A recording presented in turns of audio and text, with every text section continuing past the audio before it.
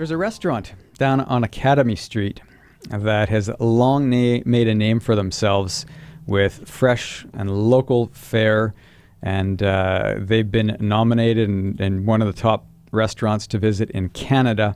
And their owner and waiter is in the studio with me this morning, Scot McTaggart. Good morning. And he calls himself the owner-waiter. I do. Waiter-owner. Waiter waiter, first. Owner, waiter yes. first and owner Waiter-owner first. Yes. If it was, Restaurant Survivor, the owner would be voted off the island first. They don't like the owner. They don't like the owner. No, I don't think it has anything to do with liking. I just think it has to do with surrounding yourself with some really great people and, letting them do their jobs and do a great job at the restaurant for sure.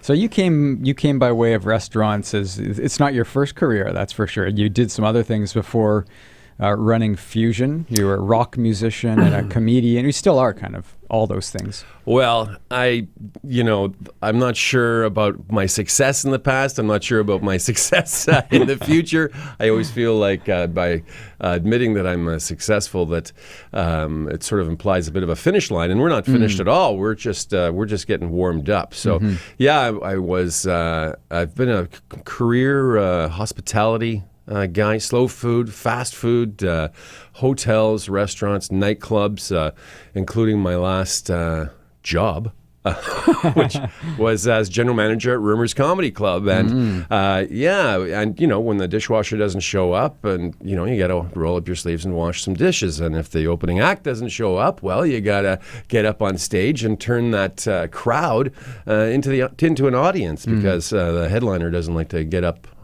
cold. So, it was a really spiritual experience, Michael. Yeah, I know. Well, so you've always liked being around people. I think that's sort of the bottom line. Is you've always been great with people, and I think even today, when people show up at your restaurant, they're not used to the owner being there and being able to greet them and serve them and talk to them about the food. And I think that's one of the unique things. But also, you guys were one of the first people to start featuring a lot of local fare and local food, right? I mean, that's sort of your one of the big things there. Yeah, our mantra, fresh, local, organic, wild, healthy and sustainable as well.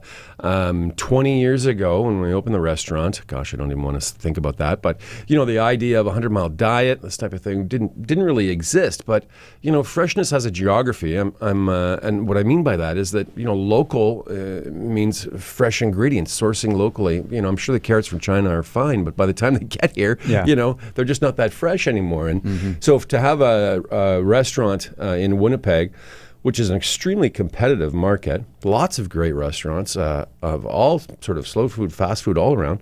We needed to do something that really capitalized on the agriculture in the province that we have, and the ethnicity too. Manitoba is one of the most culturally diverse provinces, and so the fusion in Fusion Grill is really that local ingredients with that sort of French, Italian, Asian, South American sort of classical cooking technique and the influence. And we have a sensational chef, Lorna Murdoch, who does a great job running the kitchen. Yeah, tell us about her a little bit. Well, when we opened, she was the first hire. The chef at the time hired her to be sort of a sous chef in the kitchen, and she worked with us for a couple of years, and we convinced her that she should carry on with her formal education, and she took that advice and took it well, and went down to Stratford Chef School in Southern Ontario, and graduated there with honors, and went on to Vancouver, Toronto, some pretty high-end restaurants, well-known restaurants around the country before coming back to Winnipeg.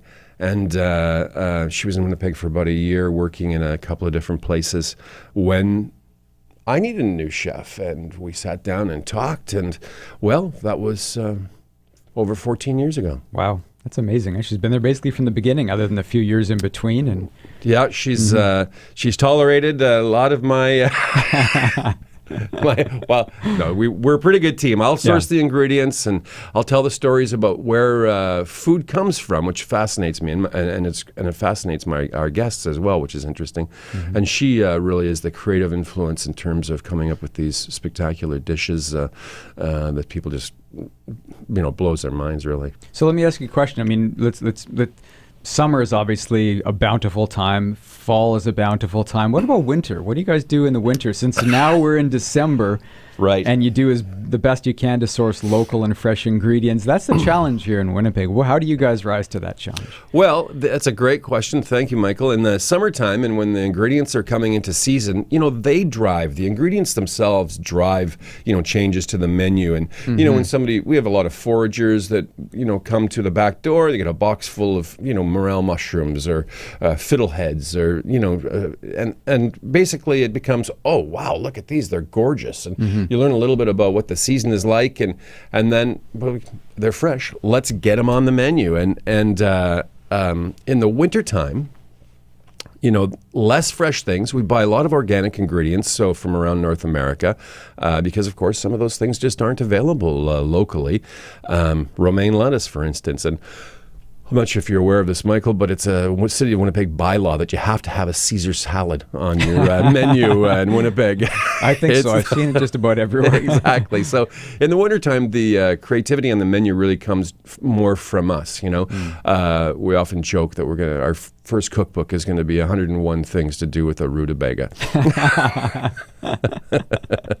There's a lot you can do with a rutabaga. There's a lot you can do with a rutabaga. There is, absolutely. And, this time of year with Christmas, we're so darn busy with parties and whatnot, and we're planning menus and making sure that everybody is accommodated. We do cook from scratch. It's great. And really try and accommodate our friends with allergies and preferences, gluten-free and vegetarian and all of that to sort of, so that when the company comes out to party at Christmas time, nobody feels sort of left out at all. It's great. So that'll have an influence on the menu as well. Yeah. I'm in the studio with Scot McTaggart, waiter owner from Fusion Grill, 20 years and still going strong.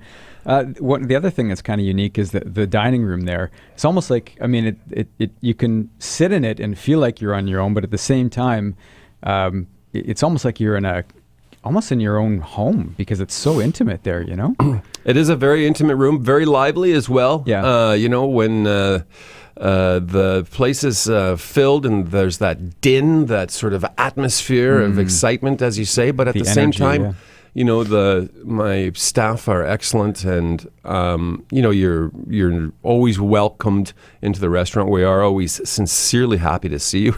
Really, it helps pay the bills. Yeah, and I think it's just a reflection maybe of my own personality and then just really like having some really great people, front of the house people that really understand that it's and enjoy their jobs too. Yeah. It sort of comes across. And people that will have known the restaurant for a long time and maybe haven't been for a little bit will take note that there's no big sunshine on the outside there anymore. You guys have redone it, changed the colors, and made it a little bit different, I would say. Well, it's things are always changing, and yes, we had this graphic, large sunflower graphic and blue and orange on the front, and sort of representing the prairie. And well, I changed it last year. Had a really great guy to work with, a painter, and we came up with some interesting ideas. And we sort of updated the look a little bit and made it a little bit more stylish, and really fits in great with Academy Road and some of our new neighbors that are there.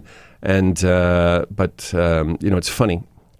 I got a couple of phone calls about how I could possibly take down that iconic imagery on Academy Road. And I said, well, if I didn't take it down, it was coming down on its own because the paint was peeling and everything was coming off. So it was practicality as well as sort of switching it up. And you guys do a great lunch too. That's one thing that, talk about your lunches there too. Well, it's funny, it's my curse. I hear this in my sleep.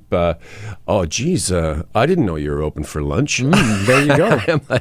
And I guess people just assume with the white linen tablecloths and the Riedel crystal on the table that it's going to be slow or expensive or something maybe for a special occasion. But, the menu's really designed so that business people can come on in and, get their business done, have a nice lunch, and get in and out at a fairly reasonable time and at a very reasonable cost, I would say.